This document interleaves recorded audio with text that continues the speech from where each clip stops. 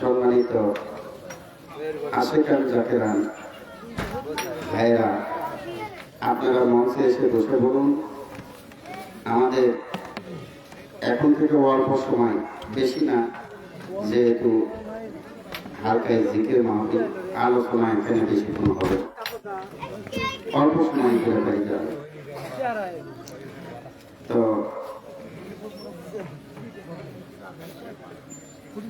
যেনাদের নাম পোস্টালে দেওয়া আছে তেনাকে ওই দিকে রেডি করেন, আর এনারা দুইজন অল্প সময় শেষ করে দেওয়ার পরে বক্তারা আসবেন। এখন আপনাদের সামনে আলোচনা করবেন হাফেজ মাওলানা মোহাম্মদ জুবাইর ইসলাম জিসান। ওনাকে 10 মিনিট কথা বলার জন্য আমি আহ্বান করছি। করছে না, আলোচনা করছে।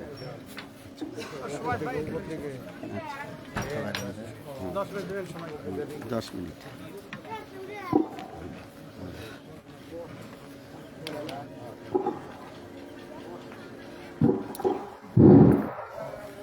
আসসালামু আলাইকুম ওয়া রাহমাতুল্লাহি ওয়া বারাকাতুহু। আলহামদুলিল্লাহি নাহমাদুহু ওয়া নাস্তাঈনুহু ওয়া নাস্তাগফিরুহু ওয়া নু'মিnu বিহি ওয়া নাতাওয়াক্কালু আলাইহি ওয়া নাউযু বিল্লাহি মিন শুরুরি আনফুসিনা ওয়া মিন সাইয়্যাতি আ'মালিনা। من يهد الله فلا مضل له ومن يضلله فلا هادي له ونشهد أن لا إله إلا الله ونشهد أن محمدا عبده ورسوله الذي أرسله بالحق بشيرا ونذيرا وداعيا إلى الله بإذنه وسراجا وشمسا وقمرا منيرا. فقد قال الله تعالى في كلامه المجيد وفرقانه الحميد: أعوذ بالله من الشيطان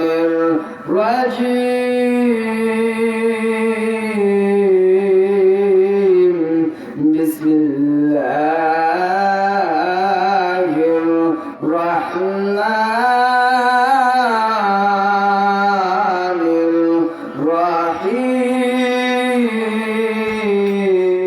الرحيم.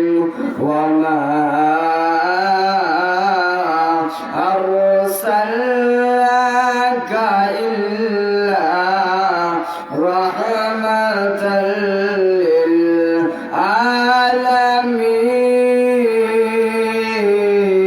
للعالمين. بسم الله الرحمن الرحيم. إن الله وملائكته يصلون على النبي يا أيها الذين آمنوا صلوا عليه وسلموا تسليما. আল্লাহুম্মা সাল্লি আলা সাইয়্যিদিনা মাওলানা মুহাম্মদ ওয়া আলা আলি সাইয়্যিদিনা মাওলানা মুহাম্মদ। একদিন সাদা কাফন পরাইয়া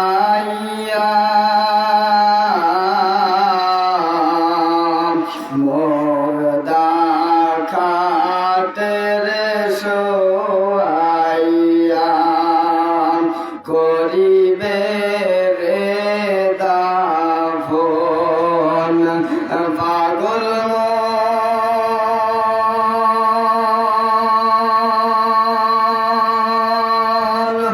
অবুঝ মন রে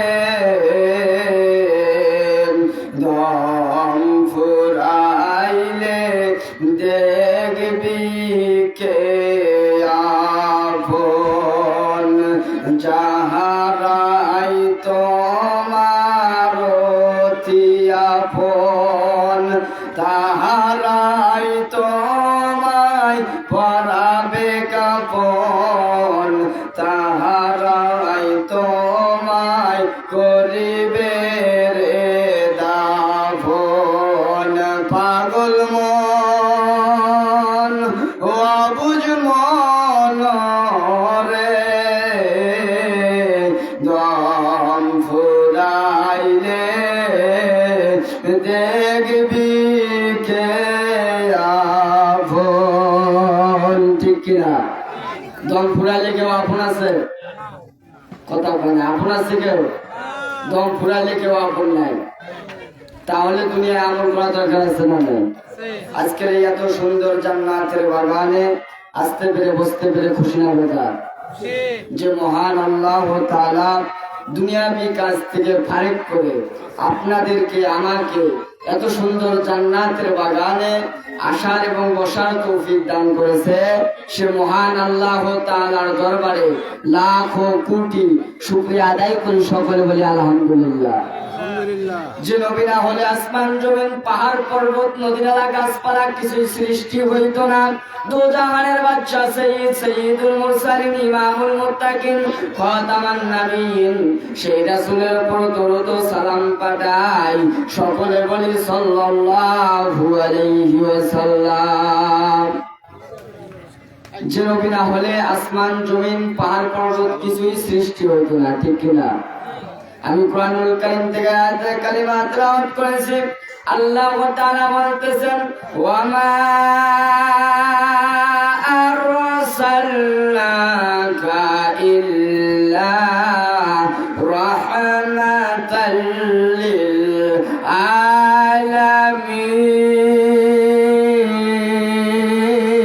আলামিন। আল্লাহ তাআলা বলতেছেন আমি আল্লাহ তামাম জাহানের রব, আমার বন্ধু হচ্ছে তামাম জাহানের রহমত। কেমন রহমত কেমন রহমত জানা দরকার আছে না নাই? যে রাসূলকে সৃষ্টি করেছেন আল্লাহ জাতি নূরের জ্যোতি দ্বারা, এখন এমন এক সমাজের মধ্যে পড়ে গেছি হাতের মধ্যে আগুনের কয়লা ধরে থাকা সম্ভব, কিন্তু নিজের ইমানটা ধরে থাকা অসম্ভব। ঠিক না? গতকালকে প্রোগ্রাম করছি রংপুরে, ইনশাল্লাহ প্রতিদিন প্রোগ্রাম চলতেছে। ইনি ফোন দিয়া বলছে বাবা আসতে হবে, ওই কারণে রংপুর থেকে কালকে প্রোগ্রাম করে আজকে সকাল 7টার সময় বাসায় এসে গোসল করে ফ্রেশ হয়ে চলে যাচ্ছি। আবার তো আল্লাহর রহমত আপনারা আমার জন্য দোয়া করবেন। আল্লাহ তাআলা বলতেছেন আমি আল্লাহ তামাম জাহানের রব, আমার বন্ধু হচ্ছে তামাম জাহানের রহমত। যে রাসূলকে না হলে এত সুন্দর আসমান বানাইতাম না, যে রাসূলকে না হলে এত সুন্দর জমিন বানাইতাম না। সেই রাসূলকে এখন এমন জমানার মধ্যে পড়ে গেছি, রাসূলকে দাঁড়িয়ে সালাম দেওয়া যাবে না, মিলাদ চলবে না, কিয়াম চলবে না, সবগুলো বিদআতের পাল্লায় চলে গেছে। আমি বলে যাই ও বাবারা, ও বগুড়ার বাবারা, গভীর মনোযোগ। ওই রাসূলের উপর দরুদ সালাম না পাঠাইলে নামাজ কবুল হবে না, তোমার দোয়া কবুল হবে না। আল্লাহ তাআলা বলতেছেন, আমি আল্লাহকে যদি পেতে চাও, সর্বপ্রথম আমার বন্ধু তো জাহানের বাচ্চাকে জীবনের চাইতে বেশি ভালোবাসো। রাসূলুল্লাহ হাদিস শরীফের মধ্যে ইরশাদ করে বলতেছে, ও আমার উম্মতেরা শুনো রে, যদি আমি রাসূলকে পেতে চাও, তাহলে দুনিয়ার বুকে আহলে আওলাদ, আমার আহলে আওলাদ ওলিয়া উলিয়া যারা আছে, তাদেরকে জীবনের চাইতে বেশি ভালোবাসো, তাহলে আমি রাসূলকে পেয়ে যাবে। সুবহানাল্লাহ। ও আমার বাবারা, গভীর মনোযোগ। আল্লাহ তাআলা বলতেছেন, রাসূলকে জীবনের চাইতে বেশি ভালোবাসতে হবে। আল্লাহকে পাইতে হলে রাসূলের কাছে যাইতে হবে। রাসূলুল্লাহ হাদিস শরীফের মধ্যে বলতেছে, ও আমার উম্মতেরা রে, যদি আমি রাসূলকে পেতে চাও, দুনিয়ার বুকে একজন হক্কানি আল্লাহর ওলির কাছে যাও। এখন নতুন নতুন মৌলবী সাহেব স্টেজের মধ্যে উঠে বলে, ওলির দরবারে যাওয়া যাবে না, পীরের দরবারে যাওয়া যাবে না। আছে না নাই? এদিকে আছে, রংপুরে এগুলা বেশি। যারা বলতেছে ওলির দরবারে যাওয়া যাবে না, আমি বলে যাই, শোনো রে, দিলের কানটা লাগাইয়া শোনো। যদি বুকের মধ্যে তোমার পশম গাজিয়ে থাকে, তাহলে সামনে এসে বলো ওলির কাছে যাওয়া যাবে না। আমি বলে যাই, তুমি খোঁজ করবা, তোমার বাবার বাবা তার বাবার কাছে খোঁজ করবা। তোমার বাবার বাবা তার বাবা ছিল হিন্দু, বৌদ্ধ, খ্রিস্টান। এই বাংলার জমিনে ওলি আল্লাহ এসে তাদেরকে মুসলমান করেছে। তাহলে ওলি আল্লাহ মানা দরকার আছে না নাই? আমার বাবা, তাহলে এত সুন্দর এই বাংলার জমিনে কেন সোনার বাংলা হলো? এই ওলি আল্লাহর কারণে এই বাংলার জমিনটা দামি হয়ে গেছে। এই বাংলার জমিনে শাহজালাল ইয়ামানী রহমাতুল্লাহ আলাইহি যদি না আসতো রে, এই বগুড়ার জমিনে মাইসর বলকে সুলতান বাবা যদি না আসতো, তাহলে আজকে আমরা মুসলমান হইতে পারতাম না। আজকে এত সুন্দর স্টেজের মধ্যে বসে ওয়াজ করতে পারতাম না, কোরআন পড়তে পারতাম না। আজকালকে আমাদেরকে ধুতি পরে বেড়া লাগতো, এই মুসলমান দাবি করতে পারতাম না। খালি সুন্নত দিলে মুসলমান হয় না, গরুর মাংস খাইলে খালি মুসলমান হয় না। কেন হয় না, কেন হয় না জানা দরকার আছে না নাই? ও আমার বাবা, শুনে নাও, শুনে নাও, সুন্নত দিলে মুসলমান হয় না, আর শুধু ওই গরুর মাংস খাইলে মুসলমান হয় না। যদি নিজের ইমানটাকে ঠিক করতে না পারো, নিজের ভিতর থেকে হিংসাটাকে যদি দূর করে দিতে না পারো, যদি নিজের ভিতর থেকে সবগুলো মুছে ফেলতে না পারো, অহংকার যদি না ফেলে দিতে পারো, তাহলে তুমি মুসলমান হইতে পারবা না। তুমি 5 ওয়াক্ত নামাজ পড়ো, মক্কা মদিনা জিয়ারত করে আছো, তোমার নামটা হাজী সাহেবে পরিণত হয়ে গেছে। 5 ওয়াক্ত নামাজ পড়ো রে হাজী সাহেব, আবার চায়ের দোকানে যাইয়া মানুষের জ্ঞান লাগাও, এই নামাজের কোনো দাম নাই, ঠিক না? আমার বাবা, তাহলে এখন বলতেছি ওলির কাছে যাওয়া যাবে না। আমি বলতেছি ওলির কাছে না গেলে তোমার ইমানটা কোনোদিন পাকাপোক্ত হবে না, তোমার ইমানটা কোনোদিন দামি হবে না। ও আমার বাবারা রে, ভণ্ডর কাছে যাইও না, তুমি যাও যাও একজন হক্কানি আল্লাহর ওলির কাছে যাও, যে তার পরামর্শ নিয়ে যদি চলতে পারো আর তাদের আমলের অনুযায়ী যদি চলতে পারো, তাহলে তোমার মদিনাওয়ালার সঙ্গে দিদার হয়ে যাবে। মদিনাওয়ালা দেখতে চাই কি চাই না? মদিনাওয়ালা দেখার আশা আছে না নাই? আমার বাবা, তাহলে দুনিয়ার বুকে রাসূলকে প্রাধান্য দিতে হবে, ওলি আল্লাহকে প্রাধান্য দিতে হবে, এই জীবনের চাইতে ওলি আল্লাহকে ভালোবাসতে হবে রে। ওলি আল্লাহর কথা মতো চলতে হবে। ওলি আল্লাহর যারা ওলি আল্লাহ তারা যে নিয়তগুলো যেগুলো আমলগুলো দিবে ওই আমলগুলো দিয়ে দিবে।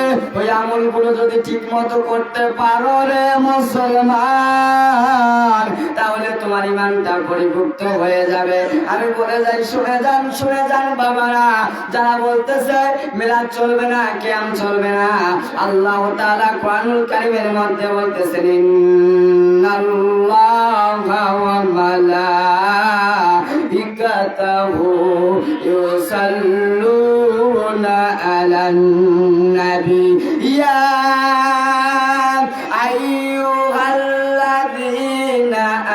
আমানু সাল্লু আলাইহি ওয়া সাল্লিমু তাসলিমা। আল্লাহু আকবার। আল্লাহ তাআলা বলতেছে, ও ঈমানদাররা শুনে নাও, তোমরা আমার বন্ধুর উপর দরুদ ও সালাম পাঠাও। আমি আল্লাহর কোনো কাজ নাই, কাম নাই। আমি আল্লাহ দিন-রাত 24 ঘন্টা সকল ফেরেশতাদেরকে নিয়ে আমার বন্ধুর উপর দরুদ ও সালাম পাঠাই।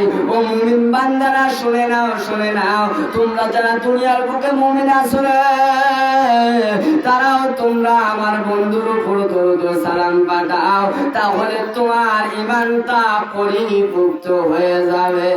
সুবহানাল্লাহ। আমার বাবারা, তাহলে রাসূলকে দাঁড়িয়ে সালাম দেওয়া যাবে। এখন যারা বলতেছে সবই বেদাত, আমি বলতে চাই ও মৌলভী সাহেব, তুমি যে ঘরের মধ্যে শুয়ে আছে, খাট পালঙ্গের মধ্যে শুয়ে থাকো, ওরা তো নবীর জামানায় ছিল না, ওটাও তো বেদাত। মৌলভী কোন দিক যাবে, ঠিক কিনা? নিজের ধরা নিজে খাবে। তাহলে অত কিছু বলতে চাই না। যদি নিজের ইমানটাকে পরিপূর্ণ করতে চাও, তাহলে একজন হক্কানি ওলির কাছে যাও। ওলি যাহা পরামর্শ দেবে তাই যদি মানে চলতে পারো, তাহলে তুমি ইহকালেও দামি, পরকালেও দামি। জোরে বলুন সুবহানাল্লাহ। ও আমার বউরা বাবা, শুনে নেন, আল্লাহ তাআলা এই 30 পারা কোরআনকে পাঠিয়েছে। কার মাধ্যমে পাঠিয়েছে? একজন ওসিলা নিয়ে পাঠিয়েছে। ওসিলা ছাড়া আল্লাহ পাইবা না, ওসিলা ছাড়া রাসূলকে পাইবা না। আল্লাহ তাআলার মাহবুব বান্দা সবাই রে বাবা, বাবার বাবা আদম আলাইহিস সালাতু ওয়াস সালাম 340 বছর কান্দে, তবুও মাপ পায় না। যখন আরশের দিকে লক্ষ্য করে বলতেছে রব্বুল আলামিন, ওই মুহাম্মাদের নামের ওসিলা করে আমি আদমকে মাফ করে দাও। আল্লাহ তাআলা সঙ্গে সঙ্গে বলতেছে, ও আদম রে, 340 বছর যে কান্না করেছো, এতে মাপ পাও নাই। আজকে আমার বন্ধু রহমাতাল লিল আলামিনের নামে আমি আল্লাহ তার ওসিলা করে মাফ করে দিলাম। সুবহানাল্লাহ। ও আমার বাবা, যতটুকু কথা বলে যাই মনের মধ্যে নেবেন। ছোট মানুষ হইতে পারি, কিন্তু বাবা আমার চেহারা থেকে কোনো লাভ হবে না, আমার লেবাস থেকে কোনো লাভ হবে না। দেখতে হবে আমার ভিতরে কোরআন হাদিসের জ্ঞান আছে না নাই, ঠিক না? চেহারা থেকে কোনো লাভ হবে না। দেখতে হবে আমার ভিতরে জিনিস আছে না নাই, তাহলে মানুষ হইতে পারবে। আর যদি চেহারার মুখের দিকে দেখে, চেহারার দিকে দেখে বলবে এটা কি ছোট মানুষরা কি ওয়াজ করবে, কিন্তু বাবা এই যে অহংকার করলে কি ওয়াজ করবে? আর একটা বার বসে দেখো না কোরআনের কথা আমার ভিতরে আছে না নাই, ঠিক কিনা? আমি বলতে চাই, যারা বলে যায় রাসূল মাটির মানুষ, আল্লাহ তাআলা কোরআনুল কারীমের মধ্যে সূরাতুল মাইদা 15 নম্বর আয়াতের মধ্যে ব্যাখ্যা করে দিয়েছে, قد جاءكم من الله نور وكتاب مبين।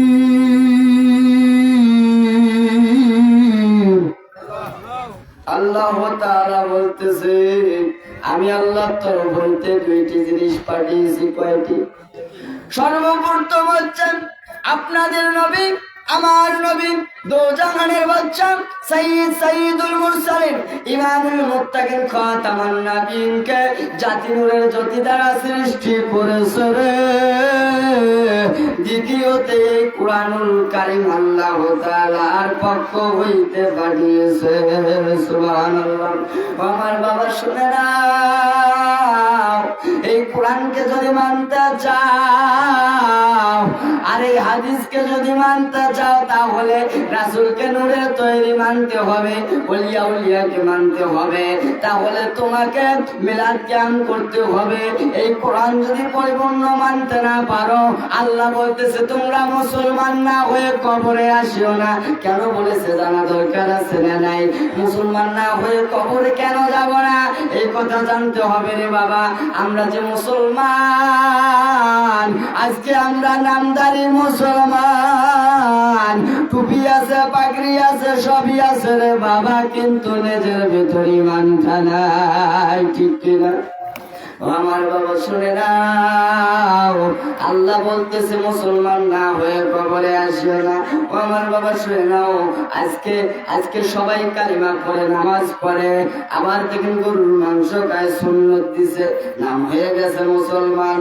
কিন্তু যদি হকের পথে যাও, যে যদি একটা কথা জিজ্ঞাসা করো রে বাবা, তুমি যে মানুষের হক মেরে খাইছো, এই কথার মধ্যে গেলে বলবে এই রকম আলেম সাহেব আর চলবে না।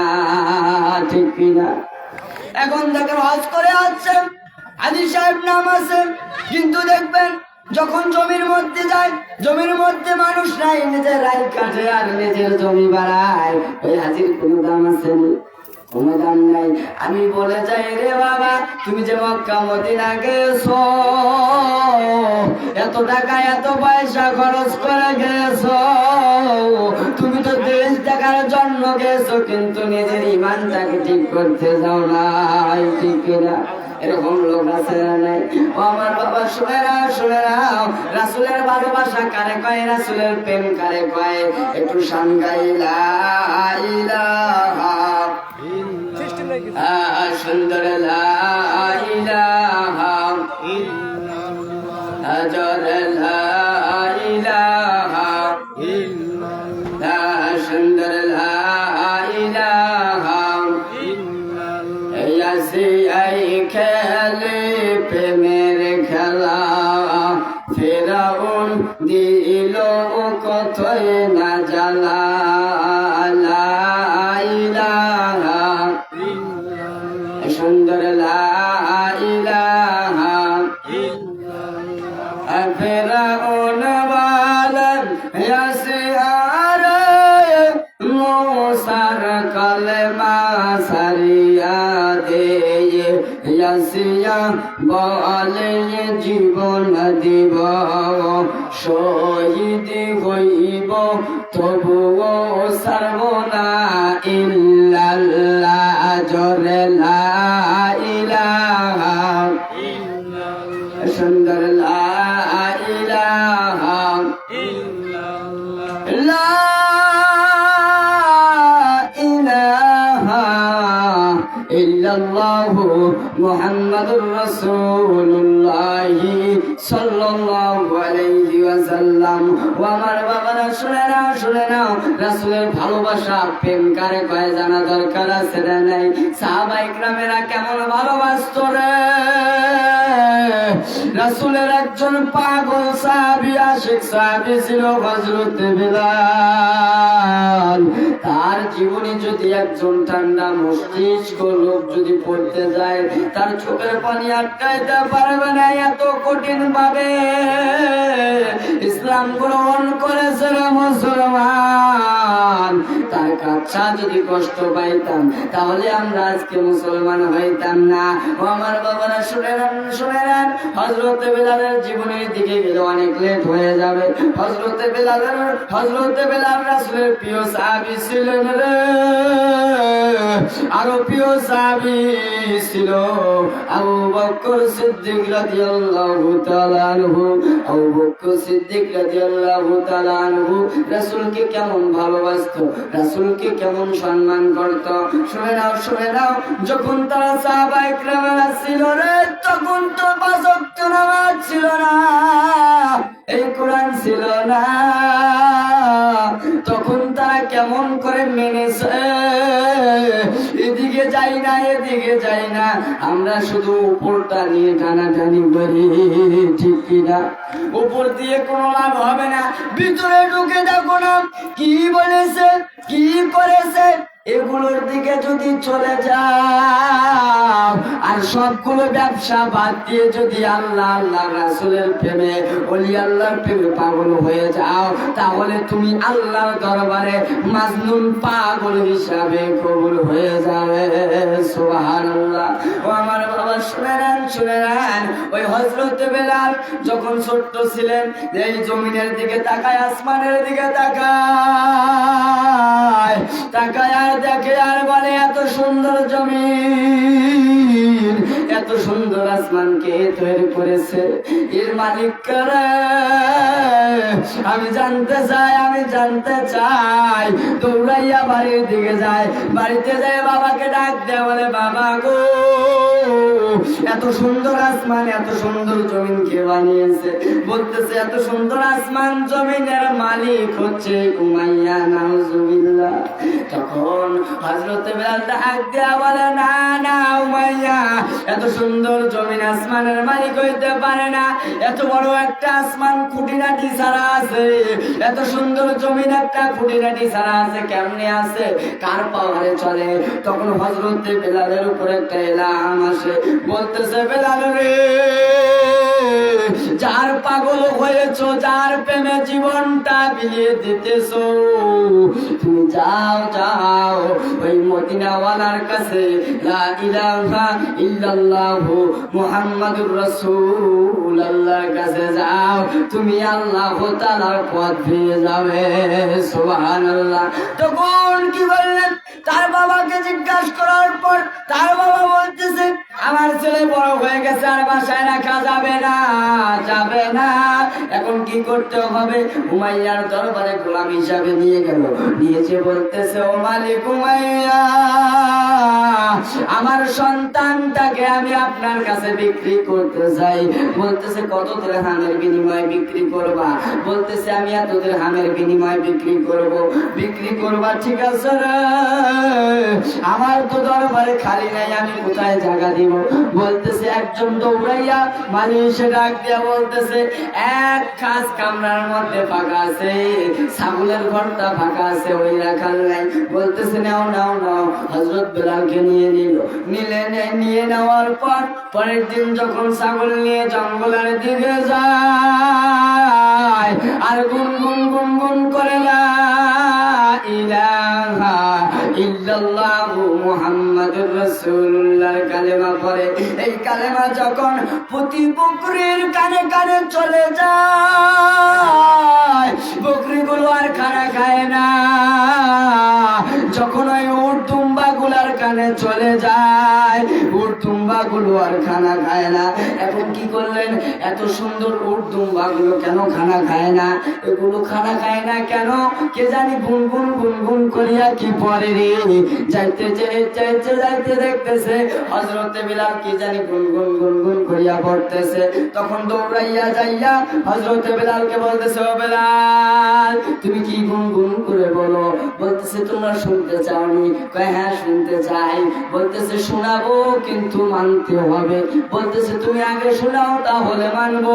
তখন হযরতে বেলাল জবান দিয়ে বলতেছে লা ইলাহা ইল্লাল্লাহু মুহাম্মাদুর রাসূলুল্লাহ। এই কথা শোনার সঙ্গে সঙ্গে উমাইয়ার গোলাম রাগান্বিত হয়ে যায়। রাগান্বিত হয়ে যে উমাইয়াকে বিচার দিতেছে, ও মালিক বিলাল তো কালেমা পরে কি জানি গুনগুন করে গায়, উটগুলো খানা খায় না, দুম্বাগুলো খানা খায় না। তখন বলতেছে শোনো রে, বিলালকে আমার সামনে নিয়ে আসো। বিলালকে যখন সামনে নিয়ে যায়, সামনে নিয়ে যা বলতেছে বিলাল তুমি কি গুনগুন করে পড়ো? বলতেছে মালিক উমাইয়া আমি তোমার দাস, আমি তোমার গোলাম, আমি কি বলি সেটা তোমার কোনো আসে যায় না। বলতেছে শুনতে চাও? হ্যাঁ আমি শুনতে চাই। বলতেছে লা ইলাহা ইল্লাল্লাহু মুহাম্মাদুর রাসূলুল্লাহ। বলতেছে এই কালেমার অর্থ জানোনি? এই গানের অর্থ জানোনি? পায় না না জানি না। বলতেছে এর অর্থ হচ্ছে খানা ছেড়ে দেওয়া, তোমার খানা খাওয়া যাবে না। এর অর্থ হচ্ছে 100 চাবুকের আঘাত খাওয়া রে। ওই কথা শোনার পর বিলাল খানা ছেড়ে দেয়। খানা ছেড়ে দিয়ে কিছুদিন অতিবাহিত হয়ে যায়। বিলালকে আবার ডাক দিয়ে নিয়ে এসে বলতেছে বিলাল তুমি ওই জিনিসটা কি ছেড়েছো? বলতেছে না না, আমার জীবন থাকা অবস্থায় আমি ওই কালেমা ছাড়বো না, আমি যত পড়ি তত মজা লাগে। সুবহানাল্লাহ। বাবা আমি বেশি দিন বাড়াবো না, যেহেতু মেহমান চলে এসেছে। আমি যেটুকু কথা বললাম, যদি আর কোনোদিন যদি আমি এইদিকে যদি প্রোগ্রাম পাই, যদি সময় পাই, তাহলে আদ্রাগুলো কথা বলে দিব। আমার জন্য সবাই দোয়া করবেন। আমার বাসা হচ্ছে রংপুর। তো যেটুকু কথা বললাম, এই কথার মধ্যে যদি কেউ কষ্ট পেয়ে থাকেন, যদি ভুল করে থাকি, সন্তান হিসাবে ক্ষমা করে দেব। আমার জন্য সবাই দোয়া করবেন, সকল বলে আমিন। وآخر دعوانا أن الحمد لله رب العالمين. السلام عليكم ورحمة الله.